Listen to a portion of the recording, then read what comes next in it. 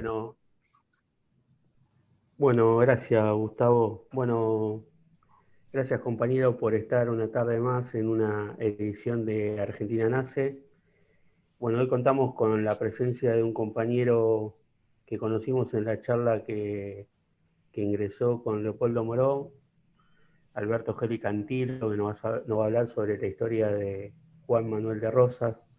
Así que bueno, Alberto, gracias por aceptar darnos esta charla. Esperemos que bueno, sea fructífera para todos y va a ser una linda historia la que vamos a conocer.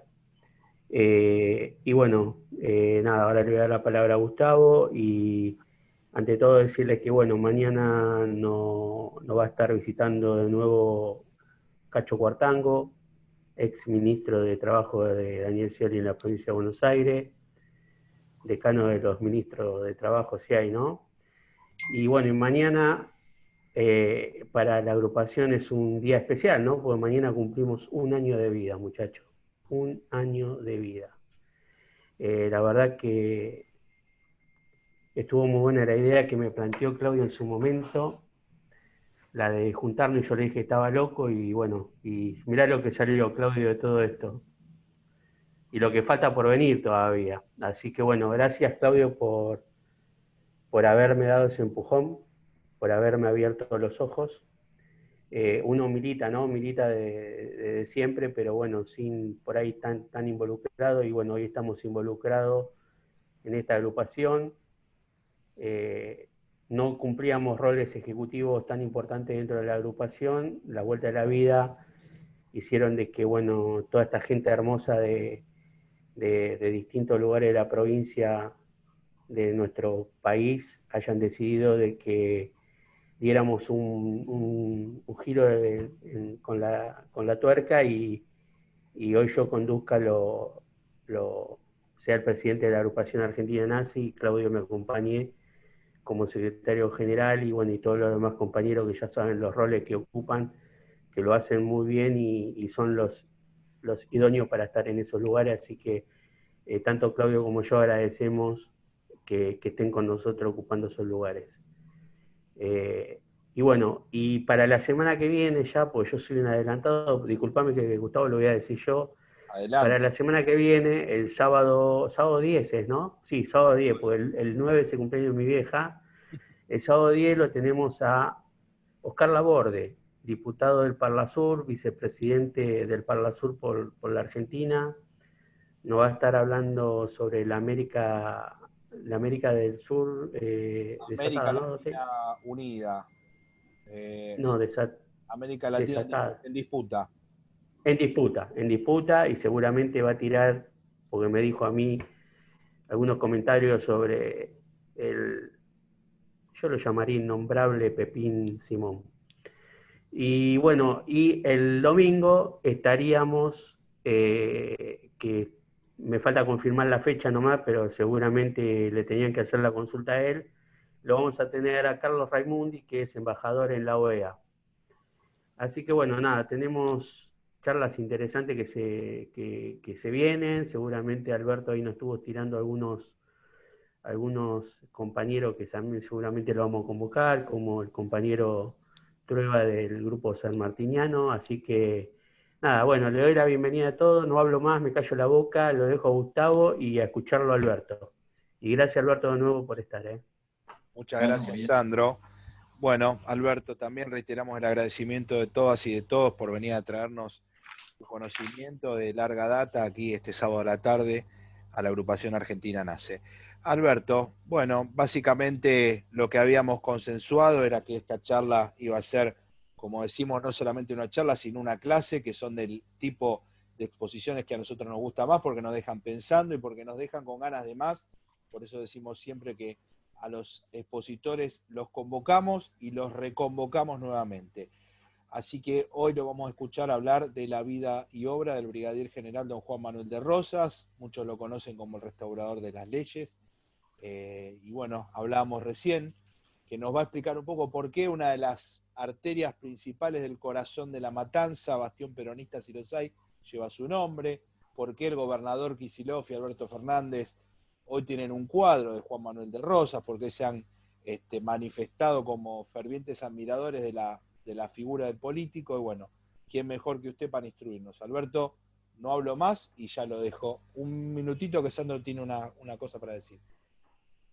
Sí, no, algo que antes que Alberto quiere empiece a hablar, quiero decir es que quiero agradecerle a los compañeros de la provincia de Córdoba que se están sumando, si no me van a matar, no puedo irme a Córdoba, así que ya ahora sí me caso.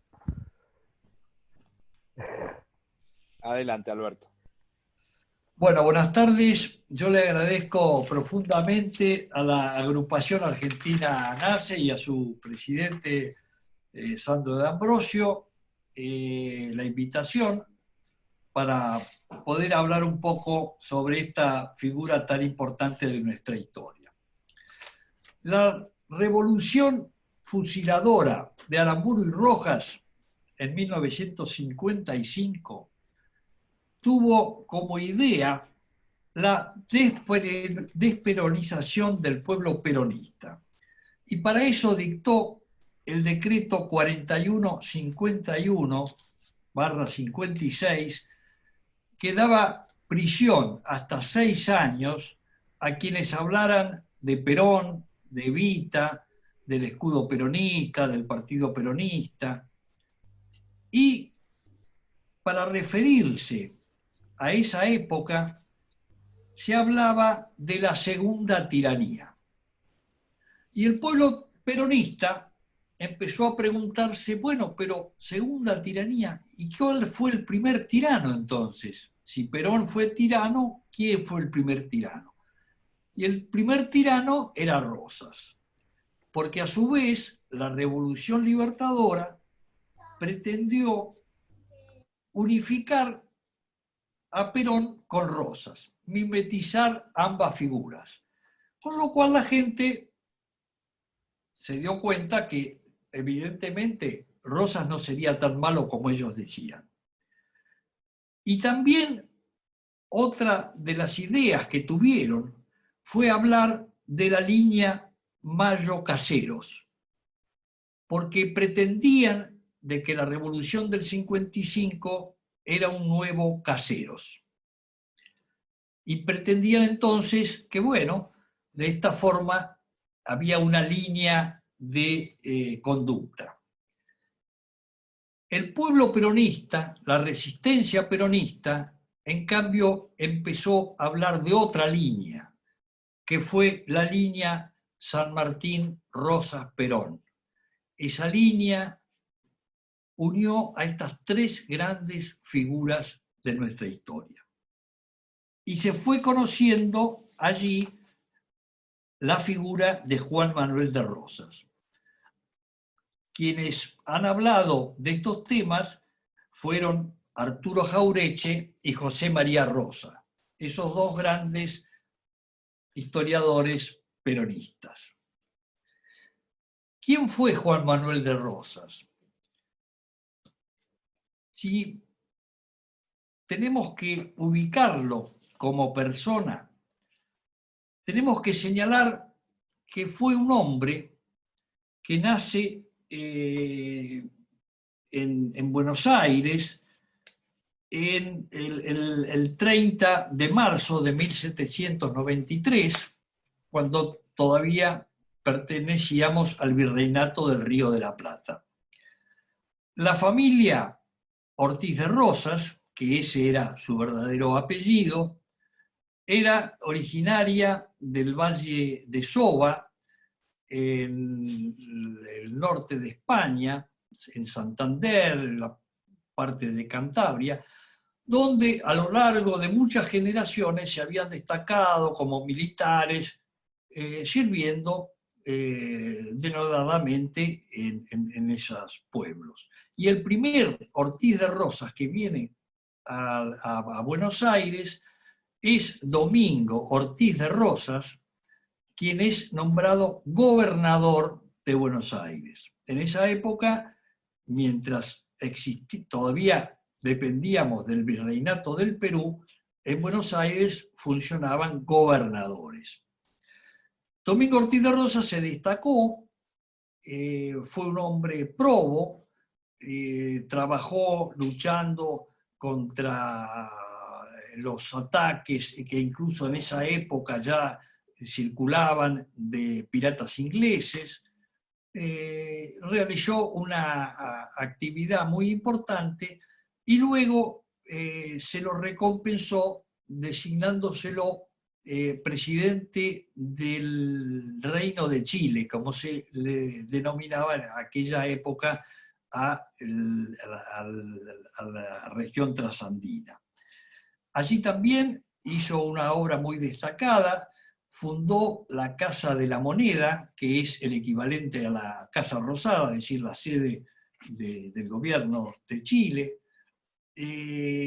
Creó numerosos pueblos y tan es así que en reconocimiento a su actuación, el rey lo nombra conde de poblaciones. Con este primer Ortiz de Rosas vino un sobrino suyo, también llamado Domingo, que es el abuelo de Juan Manuel de Rosas.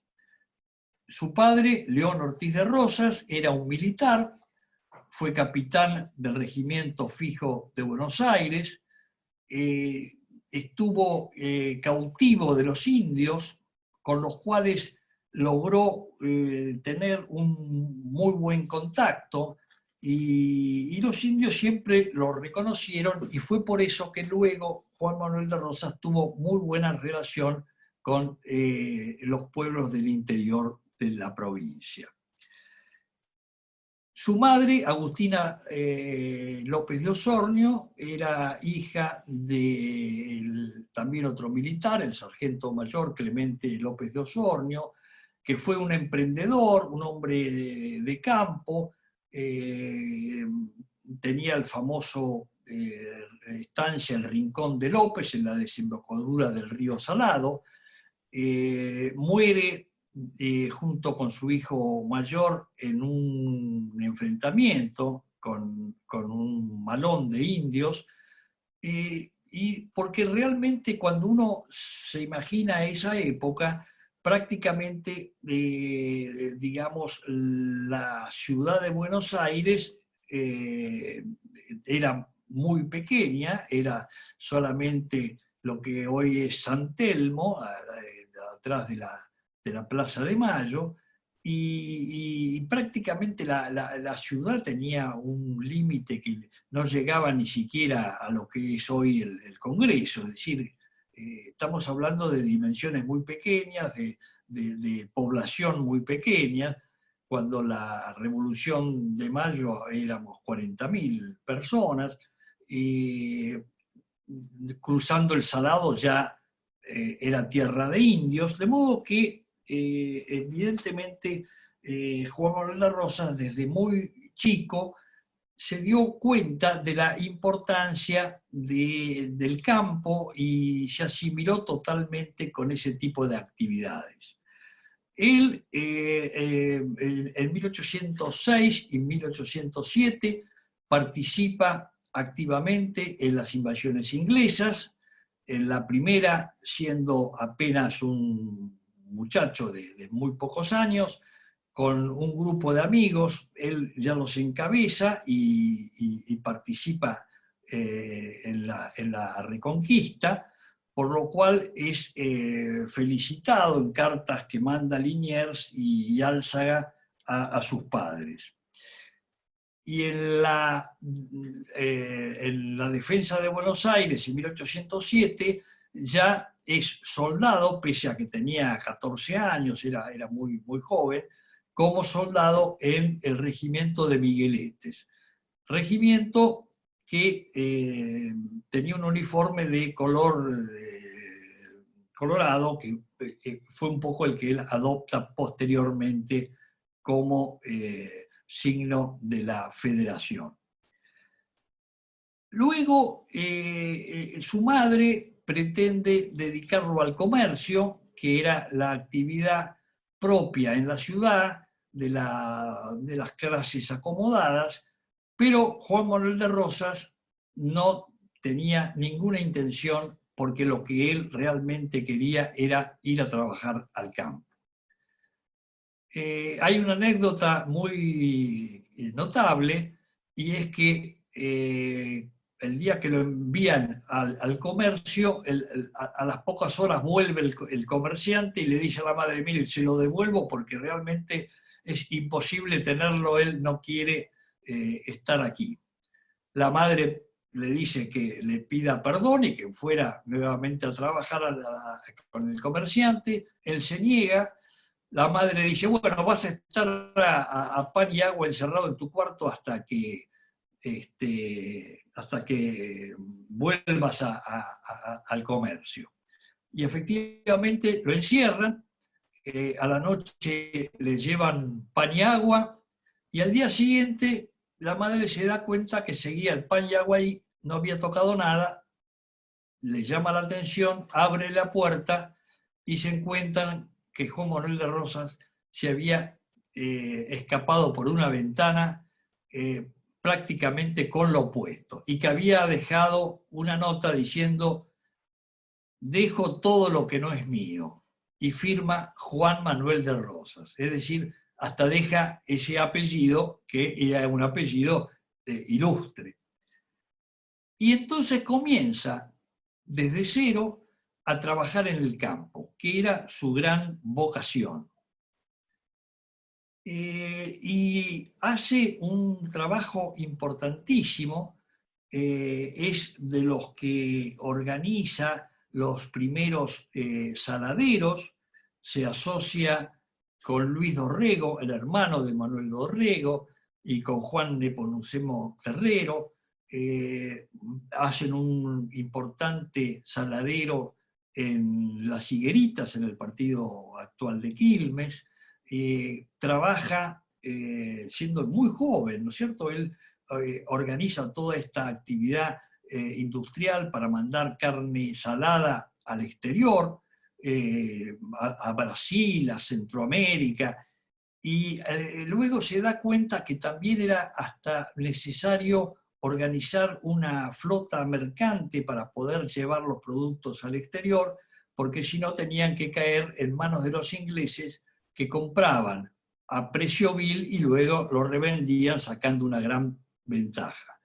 Rosas organiza una unión de ganaderos, que fue como un sindicato en ese momento, el primer sindicato, y organiza esta flotilla para conseguir realmente un precio justo por sus actividades. Evidentemente, los comerciantes ingleses, cuando ven esta situación, le piden al director supremo, que era en ese momento Juan Martín de Pueyrredón, que prohibiera la existencia de los saladeros, cosa que así hace Pueyrredón. Y entonces Rosas, con sus socios, se dedica a la compra de porciones de campo, entre ellos la famosa estancia Los Cerrillos en San Miguel del Monte. Y con eso va organizando un grupo realmente muy importante, porque hace de ese establecimiento un lugar modelo, donde paga muy buenos salarios, todo el mundo quería ir a trabajar con Rosas, organiza, les enseña a todos los que allí acudían la forma de trabajar, publica su famoso libro Instrucciones a los mayordomos de estancia, donde con un gran detalle enseña todo tipo de labores para trabajar. Acoge allí a los gauchos, a los indios, a los negros, es decir, es un hombre con una gran idea de que todas las clases sociales pudieran integrarse. Realmente tenía una visión totalmente distinta de los que estaban en la ciudad. El comercio de porteño miraba hacia afuera, miraba hacia el exterior, se organizaba el comercio fundamentalmente con los ingleses, mientras que Rosas, por el contrario, miraba hacia dentro de nuestro país y trataba de organizar una actividad floreciente. Él consigue además empezar con tareas no solo de ganadería, sino también de agricultura. Escribe también un manual de instrucciones a los capataces de chacra. Consigue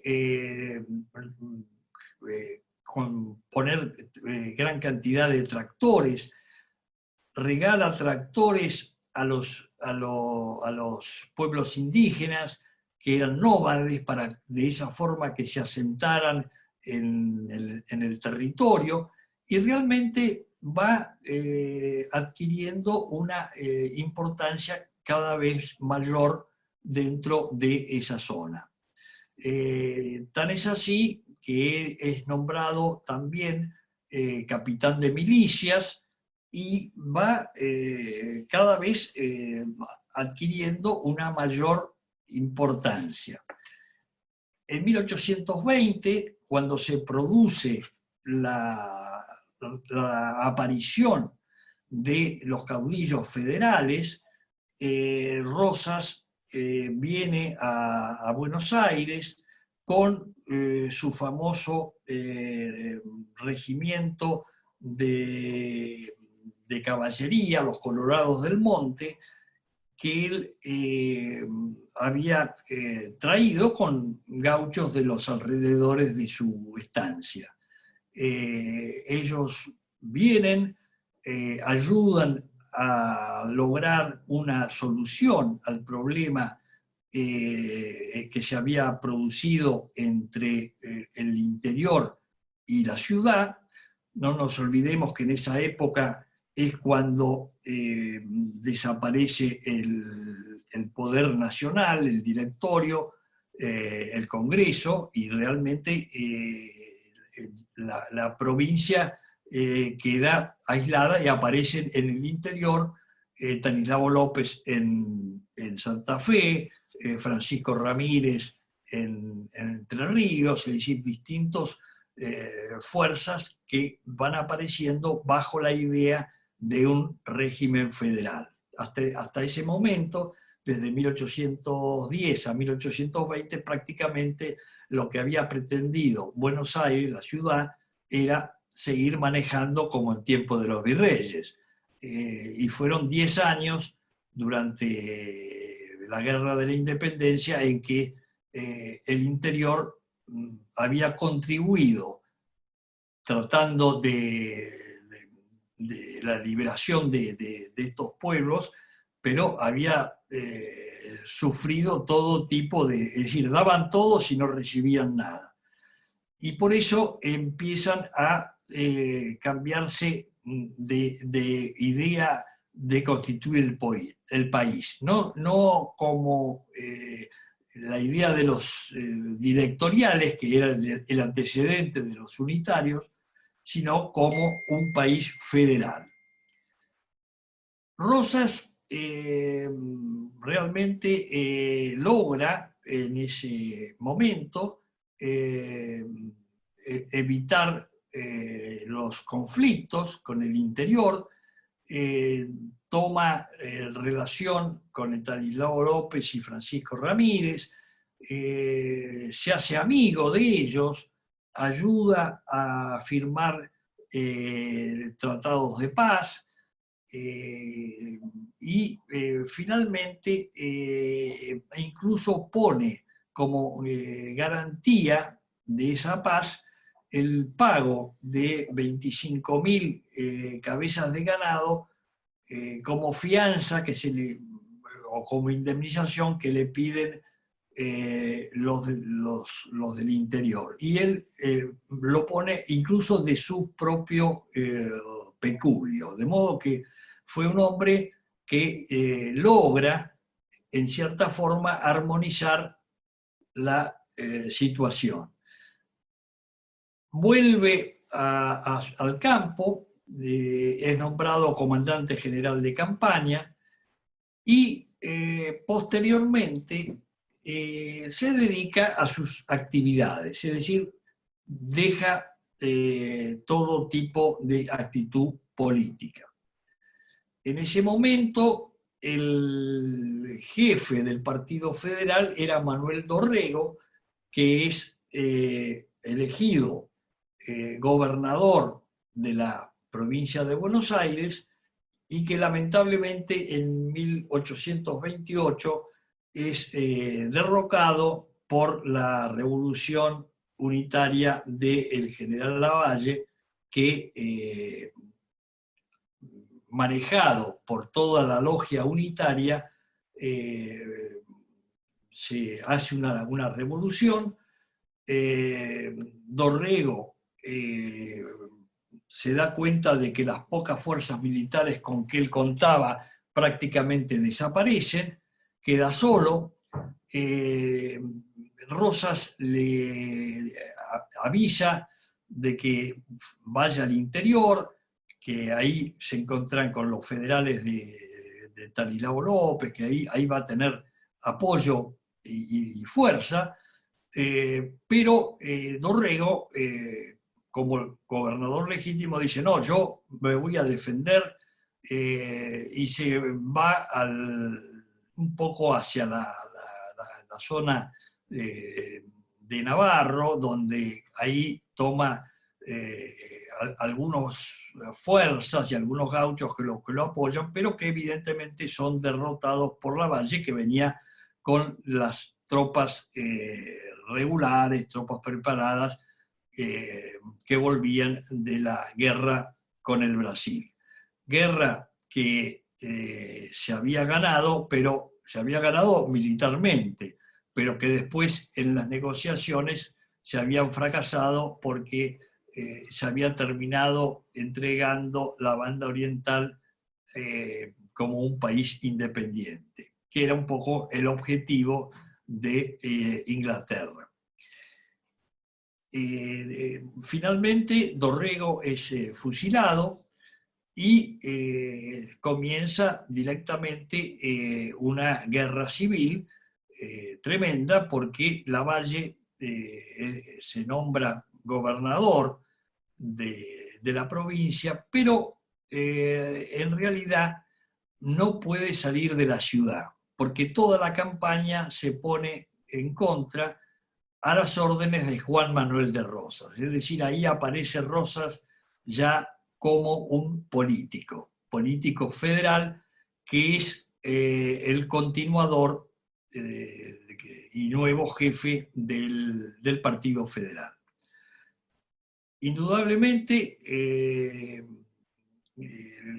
Lavalle trata de hacer algún pacto, y efectivamente se hacen los pactos de Barracas al Sur, el pacto de Cañuelas. Esos pactos posteriormente son traicionados cuando el general Paz se apodera de la provincia de Córdoba, y entonces los unitarios tratan de continuar la guerra, pero son finalmente vencidos y tienen que terminar exilándose. Y Juan Manuel de Rosas es designado gobernador de la provincia de Buenos Aires.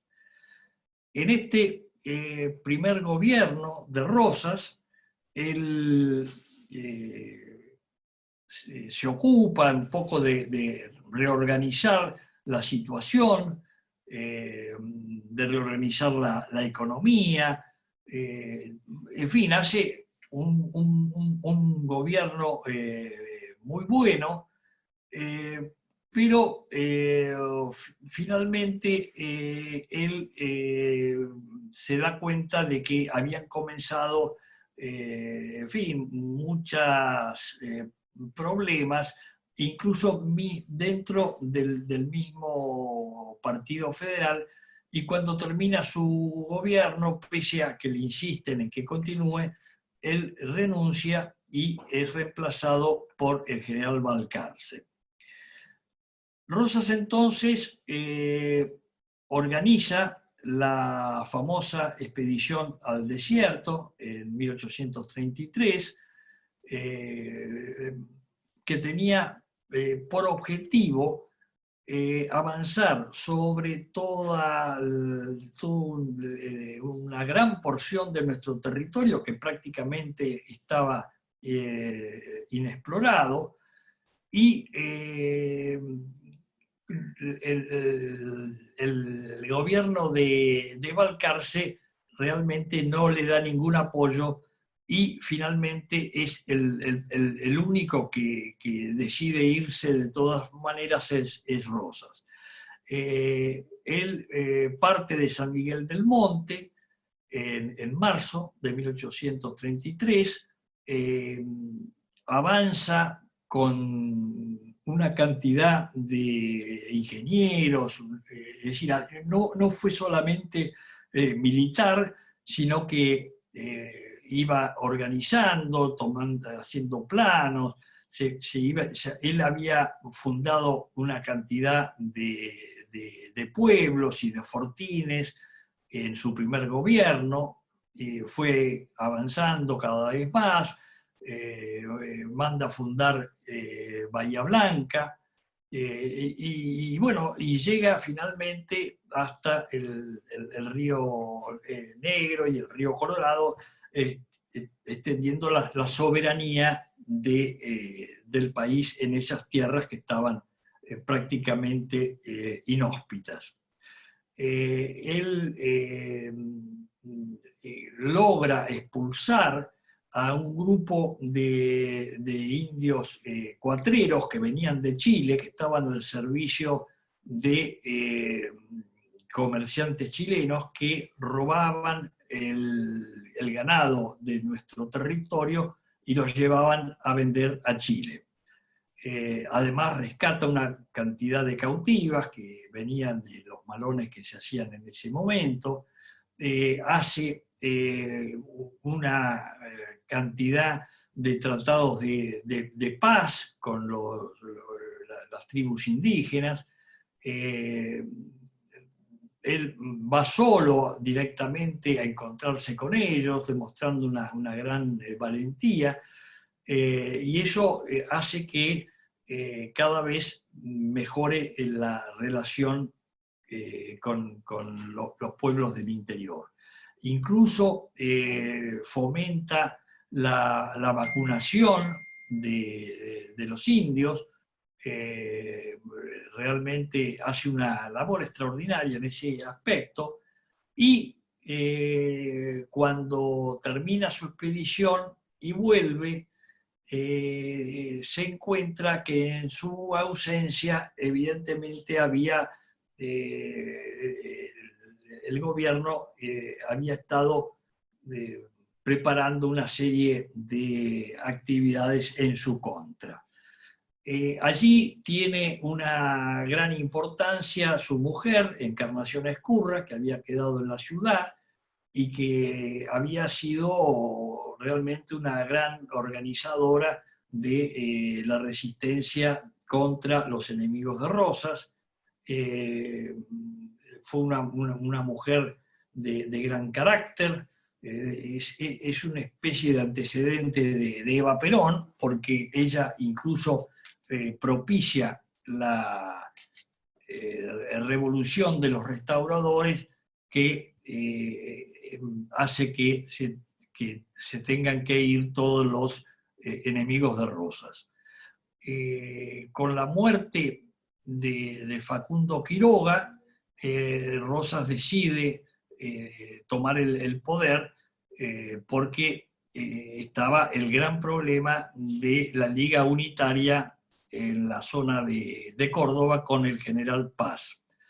Entonces Rosas toma el poder en ese momento tan difícil, y en 1831 dicta el Pacto Federal. Este Pacto Federal, que fue entre algunas provincias, luego se van incorporando el resto, y evidentemente durante 20 años, hasta su caída, fue un poco una especie de primera constitución que tuvimos nosotros.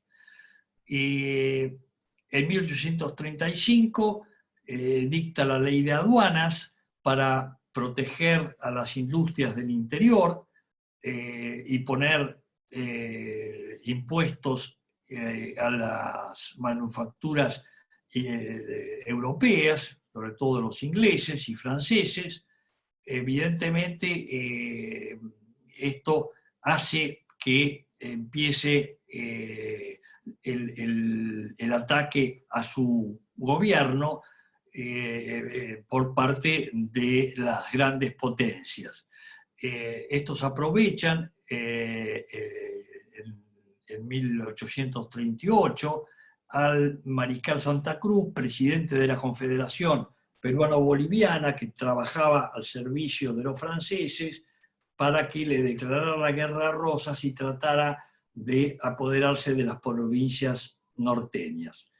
En esta guerra, Santa Cruz también declara la guerra a Chile y paralelamente en 1838 hacen el bloqueo francés que impide que salga cualquier tipo de mercadería de nuestro país y que tampoco entrara. Esto aparentemente pensaban que de esa forma en pocos meses Rosas iba a rendirse porque iba a estar imposibilitado de resistir, y sin embargo sucede todo lo contrario, porque el general Bulnes de Chile logra derrotar a Santa Cruz en el norte y el bloqueo francés pasan los meses sin ningún tipo de solución. Se crea en el pueblo la idea de soberanía por primera vez. El pueblo, pese a las privaciones que se van transcurriendo, apoya decididamente la actividad de Rosas. Él pide y consigue el apoyo de las provincias del interior, y realmente los franceses tienen que terminar retirándose, y además Rosas les pide que se hagan un tratado de paz, pero pone también como condición el reconocimiento de nuestra bandera y que se le rindan honores y demás. Las potencias, sin embargo, en 1845 deciden volver nuevamente al ataque, y es la famosa intervención anglo-francesa, es decir, ya no solo es Francia, sino también Inglaterra. Vienen con una armada importantísima, ya con las más modernas buques, ya eran buques de motor, con las armas más modernas, es decir, la idea era remontar los ríos interiores, sobre todo el río Paraná, y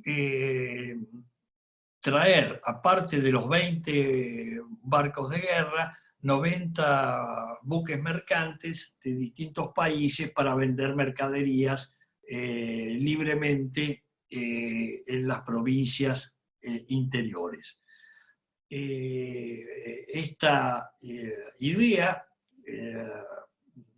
Rosas decide combatir, lo manda al general Lucio Norberto Mansilla, su cuñado, a hacerse cargo de las operaciones.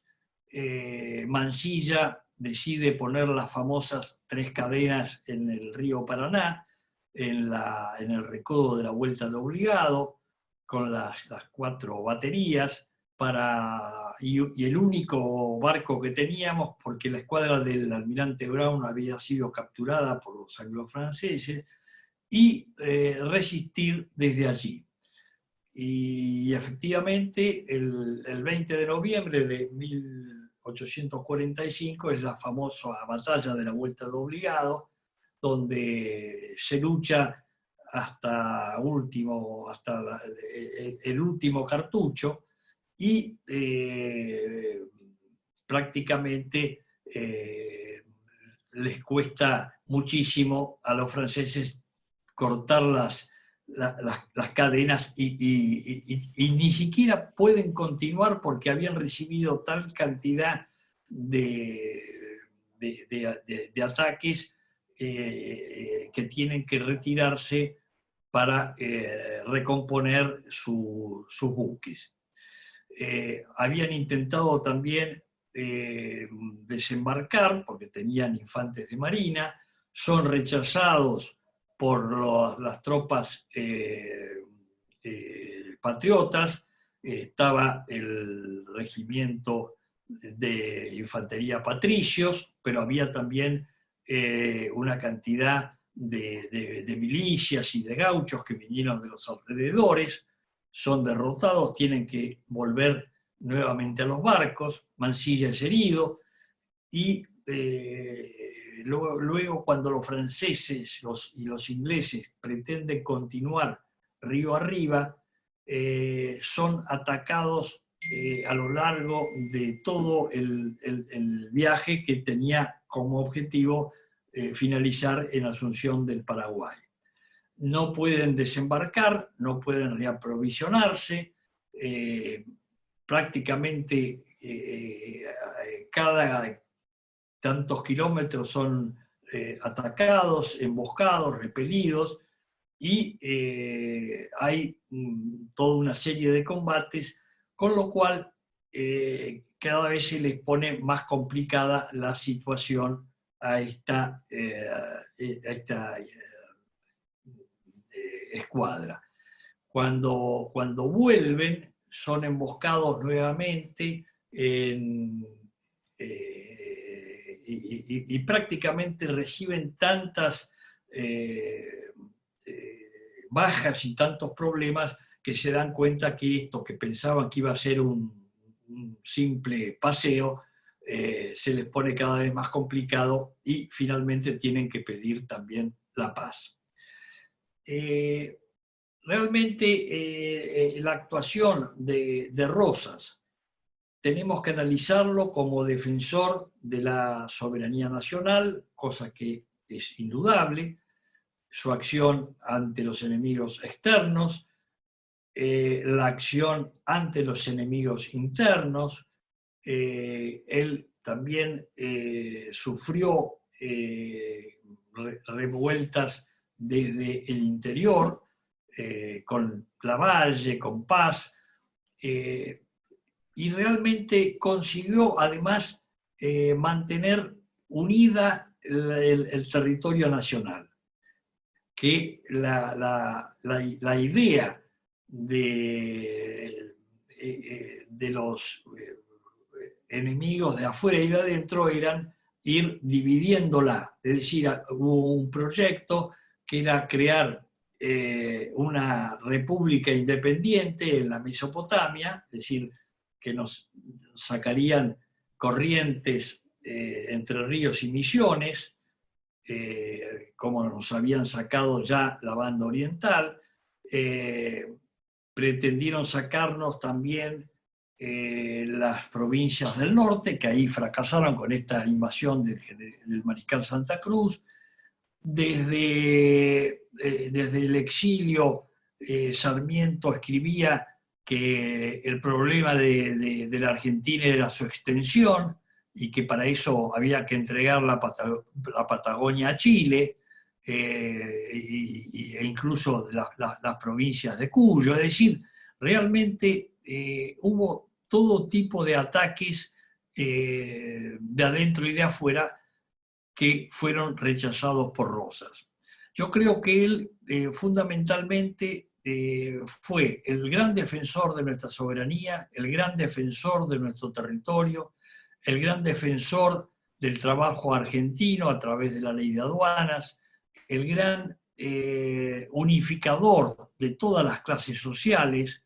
Es conocida su actuación con todos los pueblos indígenas, a los que ayudó, favoreció, con los que celebraba pactos y ayudaba, le entregaba elementos, víveres y demás, ayudó a la vacunación, ayudó realmente a hacer de esto un gran país. Yo creo que después de las tres grandes figuras que tuvimos nosotros en la Guerra de la Independencia, es decir, San Martín, Belgrano y Güemes, indudablemente Juan Manuel de Rosas fue la gran figura del tiempo posterior. Es decir, prácticamente durante 20 años o más de 20 años, él fue el que manejó el país, y realmente su actuación fue reconocida incluso por el mismo Libertador San Martín, quien ya estaba exilado en Francia y que le manda, comienza una relación epistolar muy importante, le manda desde 1838 la primera carta, y hay un intercambio muy grande entre ellas. En la primera carta, San Martín le explica cómo había sido perseguido por Rivadavia, cómo había tenido que irse al exilio en 1824, porque incluso corría peligro su vida, cómo cuando él pretendió volver y se entera del asesinato de Dorrego, que había sido oficial a sus órdenes, decide retornar a Europa porque no quería entrar en este tipo de problemas, porque incluso Lavalle le manda emisarios al barco pretendiendo de que San Martín fuera a apoyarlo a Lavalle, y el Libertador continúa enviándose cartas hasta que la última es en 1850, pocos meses antes de su muerte. San Martín, Rosas también era un gran admirador de San Martín. En cada uno de sus mensajes anuales a la legislatura siempre hablaba de San Martín, lo reconocía, lo destacaba muy especialmente. Él incluso a una de sus campos le puso de nombre San Martín, y no debemos olvidar también que el Libertador en su testamento, en el artículo 3, le deja su sable, el famoso sable Córdobo, que lo había acompañado en la independencia de los países sudamericanos, se lo deja a Juan Manuel de Rosas en reconocimiento por la forma en que él había actuado en pro de la soberanía argentina. Y yo creo que la figura de Rosas fue muy importante. Él finalmente es traicionado por Justo José de Urquiza en un momento en que Urquiza, que hasta ese momento había sido gobernador federal de Entre Ríos y a quien Rosas había nombrado jefe del ejército porque se había resuelto hacer una nueva guerra contra el imperio esclavista del Brasil, Urquiza, en vez de manejar nuestro ejército, se une con los enemigos y es sobornado económicamente por los brasileros y forma el famoso Ejército Grande, donde estaban no solo las tropas de Urquiza, sino también de los brasileros. Traen mercenarios europeos, en fin, y finalmente derrotan a Rosas en la batalla de Caseros, el 3 de febrero de 1852. Lamentablemente, a partir de ese momento, el país de Rosas, la idea de Rosas, es derrotado y ya de allí en más viene un nuevo país, una nueva idea de país. Tan es así que los unitarios exilados en Montevideo vuelven a Buenos Aires y son los primeros en rebelarse contra el propio Urquiza, que cuando va al acuerdo de San Nicolás para hacer la Constitución de 1853, directamente hacen un Estado independiente que durante casi una década funcionó como un Estado totalmente separado de la Confederación Argentina. Y luego viene la famosa batalla de Pavón, donde Urquiza, jefe de la Confederación Argentina, quien había ganado la guerra, misteriosamente desaparece y huye y le deja la victoria a Mitre. Y luego, finalmente, el gobierno es tomado ya como presidente de la presidencia de Mitre, donde él, con los coroneles que trae del Uruguay, ataca a todos los gobiernos federales del interior, hace una verdadera masacre y realmente comienza ya un nuevo sistema de país. Con Sarmiento, en fin, se va gestando un país totalmente distinto, ¿no es cierto? Es decir, es un poco la famosa generación del 80, es decir, un país donde ya, desgraciadamente, las ideas de la Confederación Argentina habían desaparecido. Urquiza, además, fue el gran traidor. Él queda como gobernador de Entre Ríos, el gobierno de Mitre no lo toca, puede hacer sus negocios, no ayuda tampoco cuando está el asalto a los federales uruguayos en Paysandú, que son totalmente asesinados, no ayuda cuando la guerra del Paraguay, y finalmente Urquiza también termina asesinado por todas estas grandes traiciones que habían generado un gran encono contra él. La realidad es que luego de Caseros, Rosas retorna a la ciudad, escribe una carta de renuncia y parte al exilio.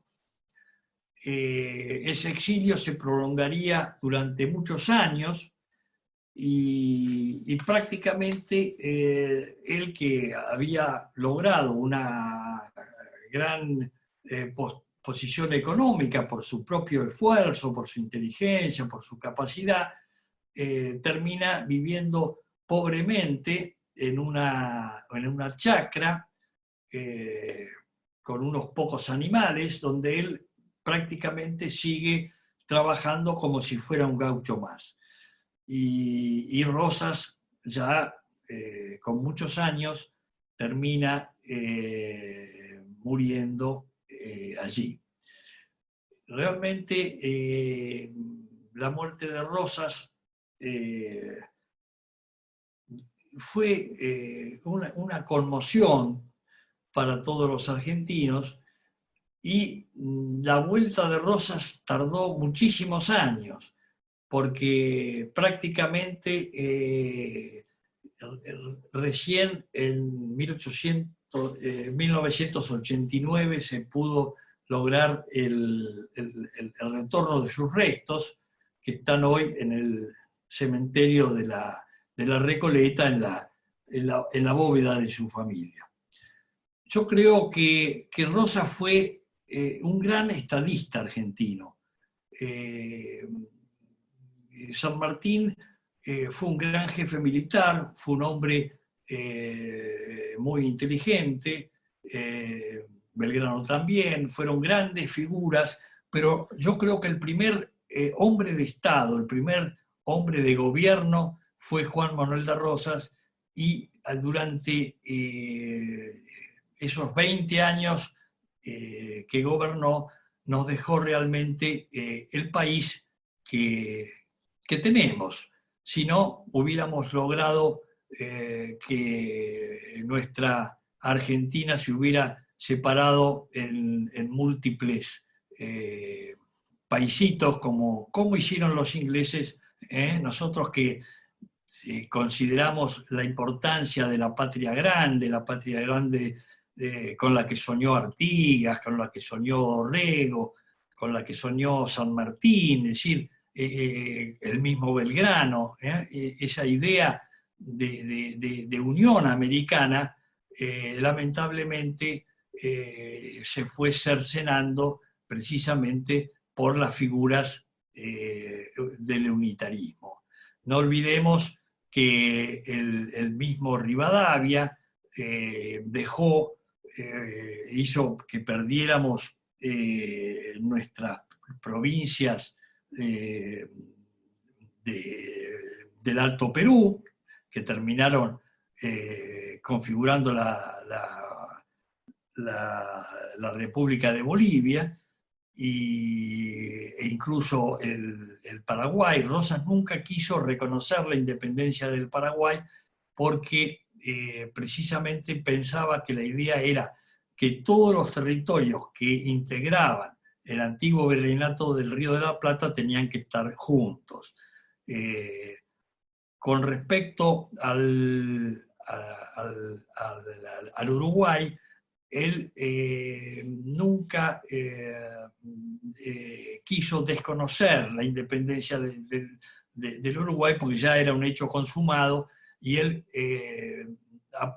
apoyó al general Manuel Oribe realmente en la lucha contra Fructuoso Rivera, que estaba al servicio de los anglo-franceses. De modo que él siempre luchó por esos ideales tan importantes y tan claros que tuvo.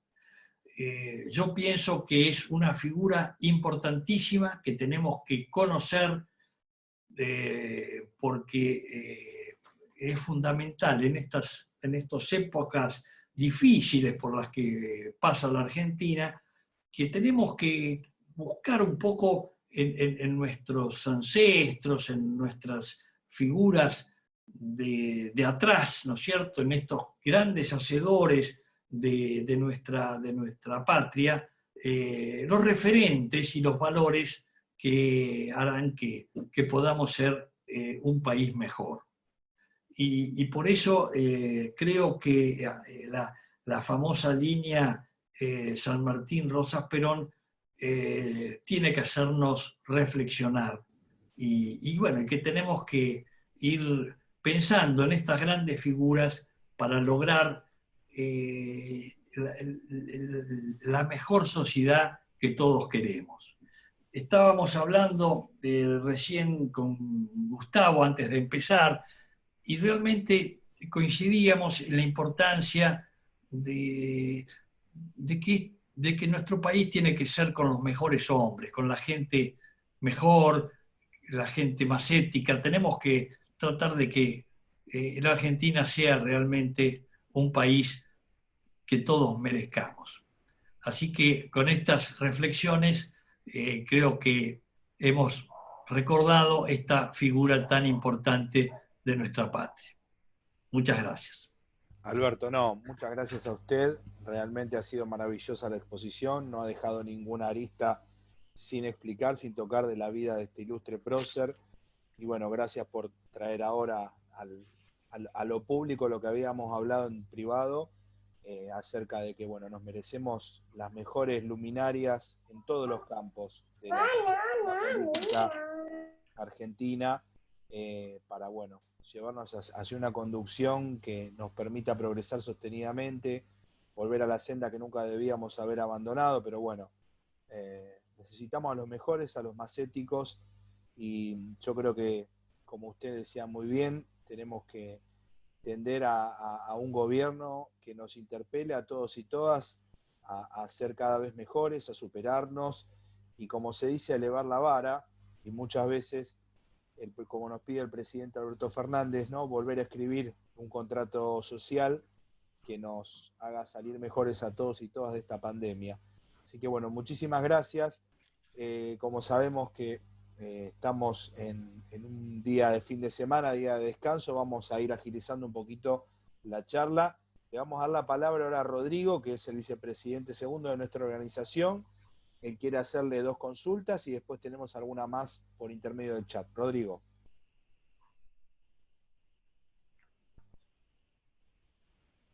A ver, adelante. Sí, ¿me escuchan? Sí, sí, escuchamos. Muchas gracias, Alberto. 2 consultas. En realidad una es una consulta y la otra es una reafirmación de lo que vos explicaste tan maravillosamente. La primera consulta es, bueno, esto sobre la traición de Urquiza y el pago en dinero, ¿qué hay de cierto acerca de la necesidad de la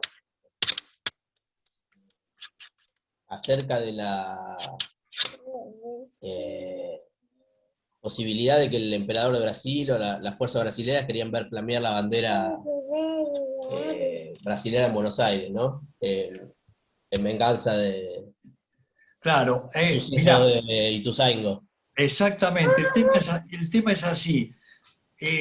Después de Caseros,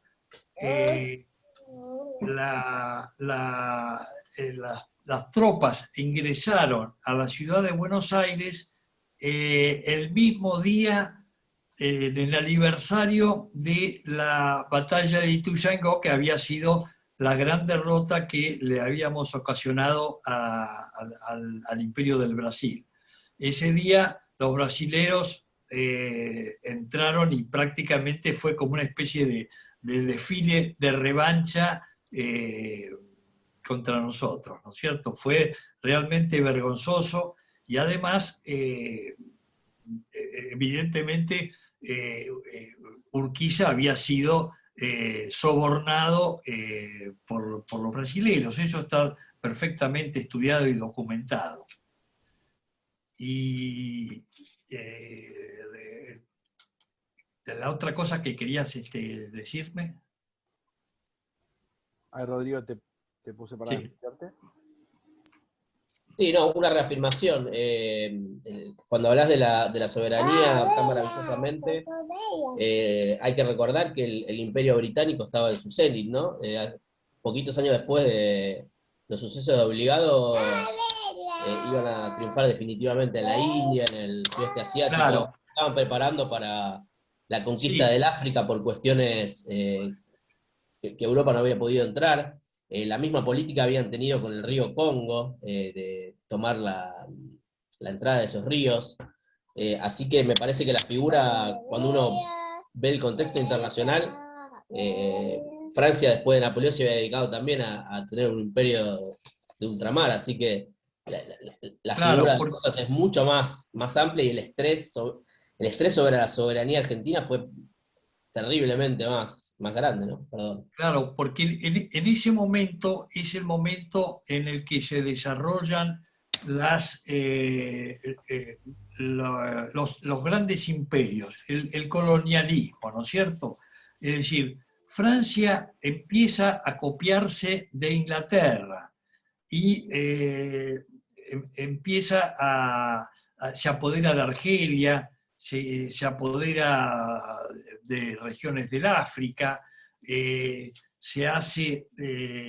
los ingleses hacen la guerra del opio en la China, que es muy similar a lo que hicieron aquí, que pretendían hacer en nuestro país, donde ingresaron con una escuadra y se fueron apoderando cada vez más, y efectivamente allí lo lograron, cosa que aquí fueron rechazados. Evidentemente, ese aspecto de la soberanía, y en estos momentos que estamos con los problemas de la hidrovía, este tipo de cosas, hay que recordar también, ¿no es cierto? Es decir, la importancia que tienen nuestros ríos interiores, ¿no es cierto? Después pretendieron no invadir militarmente, sino que empiezan con otros sistemas, que es el sistema económico, es decir, con empréstitos, dando dinero para someternos económicamente, en fin, ya empieza otro tipo de actitud. Pero los métodos son un poco los mismos, ¿no es cierto? Yo quiero comentarles, y en especial acá a Sandro y a la agrupación, que está presente con nosotros el más grande constitucionalista argentino, el doctor Jorge Francisco Cholvis, que es discípulo de Arturo Enrique Sampay, y que realmente es el que más sabe de la Constitución de 1949, el que más lucha por una nueva Constitución en nuestro país. Me gustaría, Jorge, que dieras alguna reflexión. Prende el micrófono. Ahora yo le mando una solicitud a Jorge para que se desmutee. Prende el micrófono. Ahí está. Adelante, Jorge, puede desmutearse. Ahí está. Bueno, nuevamente muchas gracias, Alberto, y a todos ustedes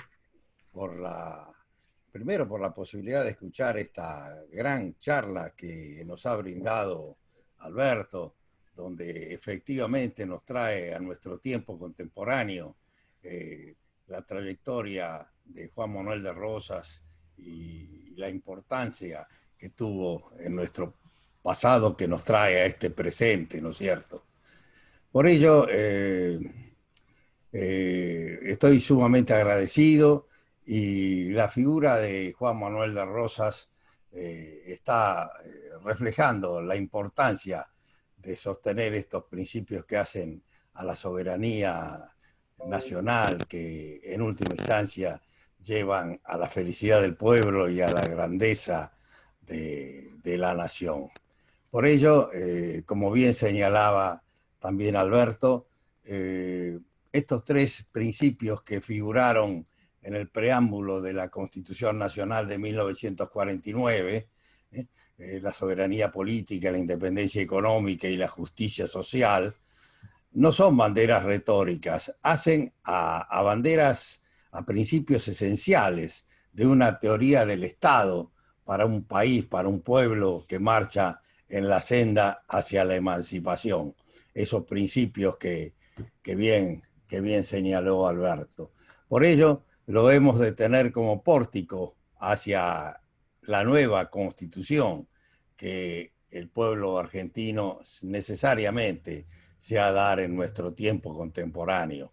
Por ello, sostengo que la Argentina tuvo tres modelos de Constitución: el modelo agroexportador de 1853, la etapa justicialista de la Constitución, y esta última, que es la del Consenso de Washington, esa generación de constituciones de la década del 90. Por ello, como decía el maestro Arturo Enrique Sampay, padre intelectual de la Constitución Nacional de 1949, es imprescindible elevar la conciencia política y jurídica del pueblo para avanzar hacia esos altos objetivos que hoy bien nos ha expresado Alberto. Así que profundizar el debate, recorrer la historia, y por ello lo vengo sosteniendo la metodología de análisis del revisionismo histórico constitucional en lo que hace a esta cuestión, puesto de que los procesos históricos y sociopolíticos se reflejan en los ordenamientos jurídicos y constitucionales de los pueblos. Por ello, en última instancia, es el pueblo, a través de sus luchas, las que van designando o definiendo sus caminos a través de metas y objetivos precisos para lograr ese gran país que todos nos merecemos en el marco bien señalado por Alberto de la patria grande sudamericana. Estamos en la misma senda y en la misma lucha de pueblos hermanos. En fin, muchas gracias por permitirme señalar esta breve palabra y nuevamente felicitar a Alberto por su gran exposición. Bueno, muchas gracias, doctor Cholvis. Le vamos a solicitar ahora la palabra a la compañera, la señora Cristina Vega.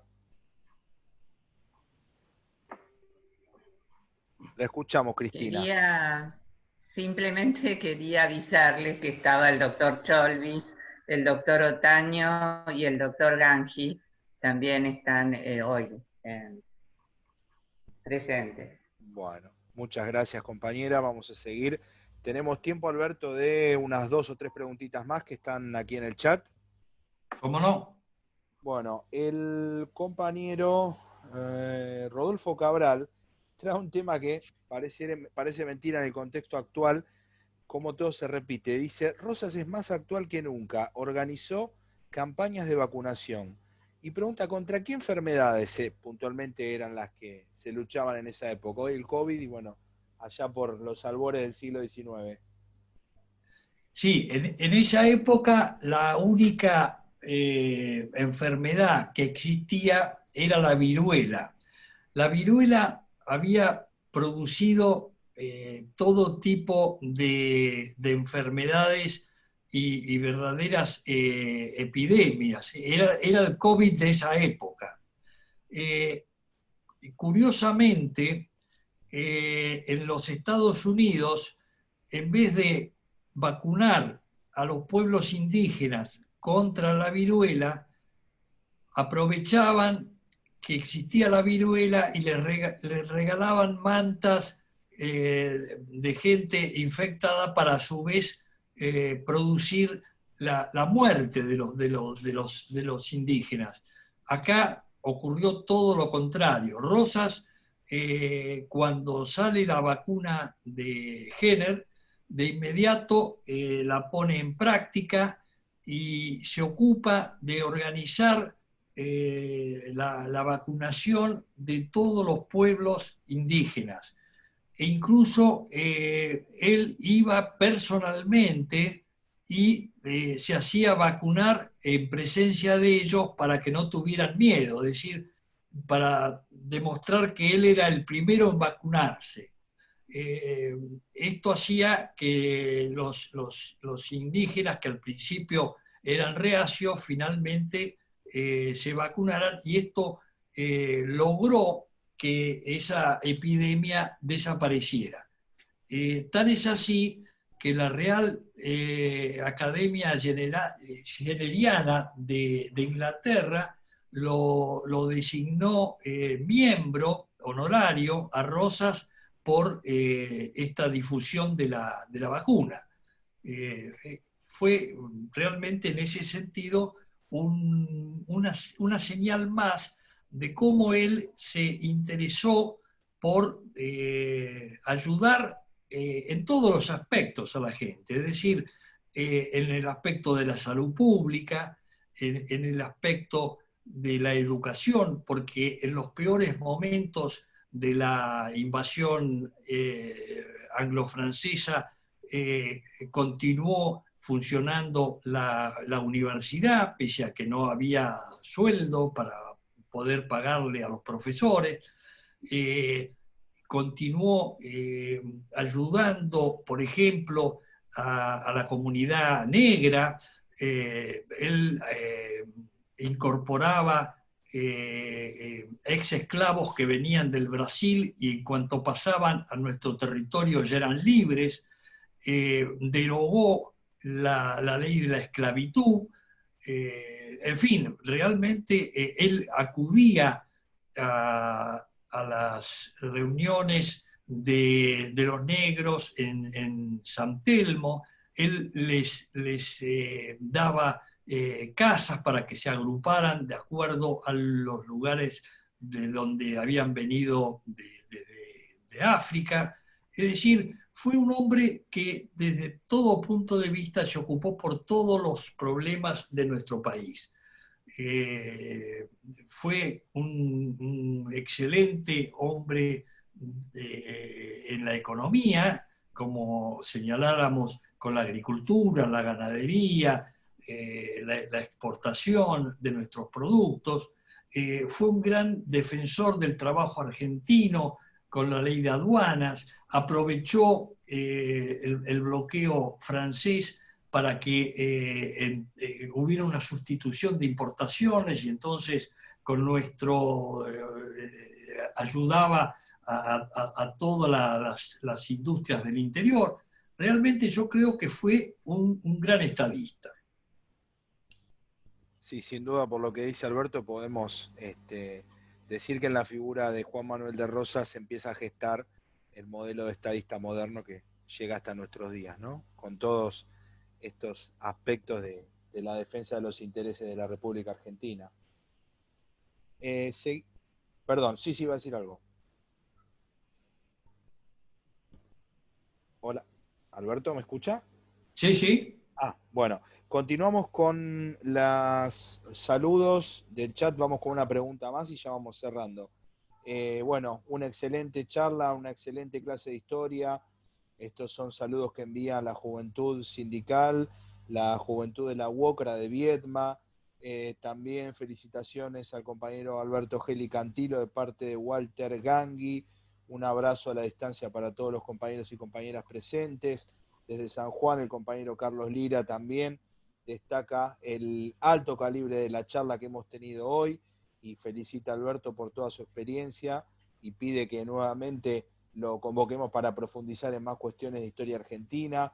El compañero Luis Arlenga también, excelente disertación sobre la vida y obra del brigadier general don Juan Manuel de Rosas. Bueno, Cristina, que también habló, manda muchos saludos.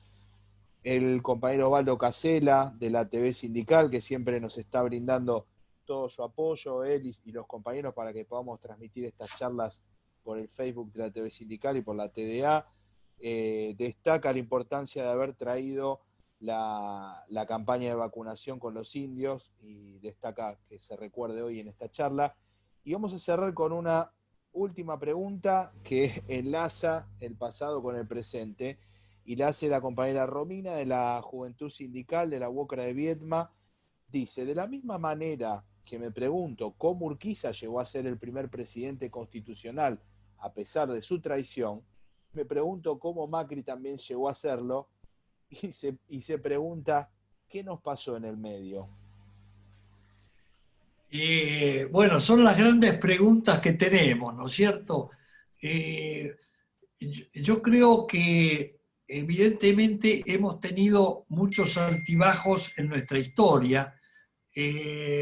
Si pensamos que luego de la caída de Rosas hubo un proyecto totalmente distinto en nuestro país y prácticamente recién puede hablarse de un gobierno popular con Hipólito Yrigoyen. ¿Cuántos años pasaron y sin embargo seguían continuando y los gobiernos? Y bueno, costó, pero se llegó. Y después de Yrigoyen también hubo muchos otros gobiernos que evidentemente no era lo que correspondía hasta que finalmente llegó el gobierno de Perón. O sea que a la larga las cosas se van enderezando. Yo creo que por eso es importante recordar el pasado, porque eso nos va a hacer comprender mejor el presente y el futuro. Es decir, los que no recordamos o no conocemos lo que nos pasó antes, podemos volver a tropezar con la misma piedra. De la otra forma, yo creo que cada vez vamos a estar más lúcidos y cada vez va a ser más difícil que nos ocurran cosas como las que estamos lamentando. Realmente creo que va a ser imposible que de aquí a un futuro no tan lejano alguien pueda hablar como habla usted, con esta pasión y esta erudición de lo que fueron los 4 años de Macri. Difícilmente creo que haya un instituto de estudios históricos de la vida y triste obra de Macri, pero bueno, es verdad, la memoria es todo y es lo que nos va a hacer que no volvamos a tropezar nuevamente con las mismas piedras. Bueno, Alberto y compañeros, estamos llegando ya al final de esta charla. Les agradecemos, les pedimos disculpas a los que han levantado la mano, pero por una cuestión de tiempo no podemos extendernos más. Seguramente Alberto lo volveremos a convocar para seguir profundizando todos los temas de la historia argentina, la historia un poco más antigua y, por qué no, también la historia más reciente. Y ahora le doy el pase a Sandro, que ya va a ir encarando el cierre de este conversatorio. Sandro.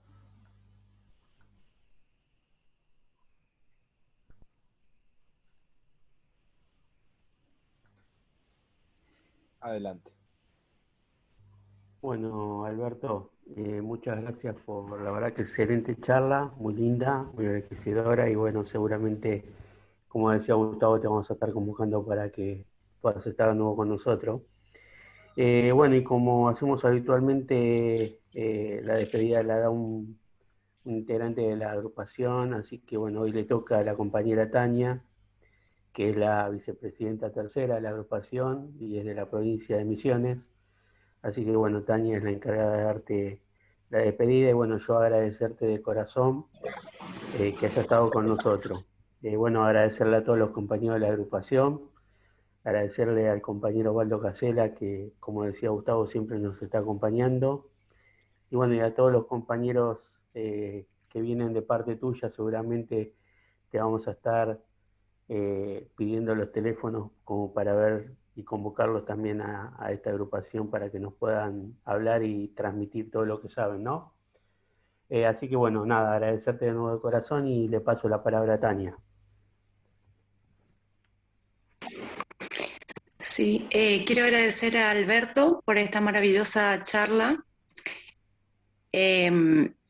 Espero que tengamos más charlas como esta, me pareció muy instructiva para todos y es importante conocer el pasado para entender el presente y poder proyectar un futuro sin equivocarnos nuevamente.